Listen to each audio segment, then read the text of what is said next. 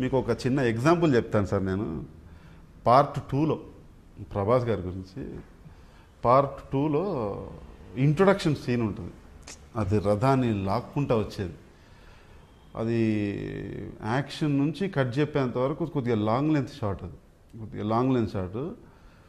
దాని ఎమోషన్ పండాలంటే ఊపిరి మొత్తం ఆపేయాలి.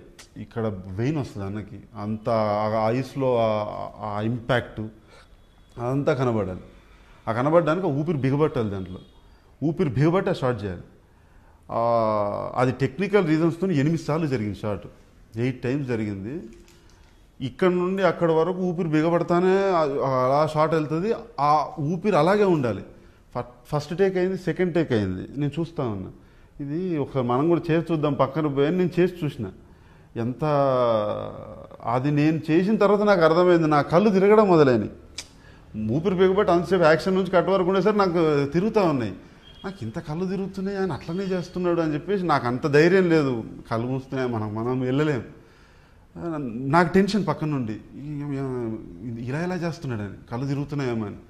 ఒకటేక అయిపోయింది, 2 సార్లు తెలియదు. ఆయనేమో అందులో ఉన్నాడు, సారేమో ఇందులో ఉన్నాడు. 1 2 3 4 5 అలా చేస్తూనే పోయాడు. కరెక్ట్గా షార్ట్ ఓకే అని సార్ చెప్పాడు. ఓకేనా డార్లింగ్ అని ఇక్కడ నుంచి అడిగాడు. అడిగిన తర్వాత అసిస్టెంట్ పిలిచాడు. అసిస్టెంట్ పిలిచి ఈ షార్ట్ సెటప్ అవ్వడానికి మళ్ళీ అరగంట గంట పట్టింది నెక్స్ట్ షాట్ తీసుకోవడానికి. నాకు కళ్ళు తిరిగినట్టుగా అవుతున్నాయి, క్యారీ అని ఇవ్వదా అన్నాడు. నేను గమనిస్తున్నాను ఇంత పెద్ద హీరో ఒక్క షాట్ గురించి అసలు అలా అంతసేపు కళ్ళు తిరుగుతున్న అంత ఓపికతో అంత డెడికేటివ్గా అంత ఎలా ఉండగలిగాడు అని చెప్పేసి నేను చాలా నేర్చుకున్నాను సార్.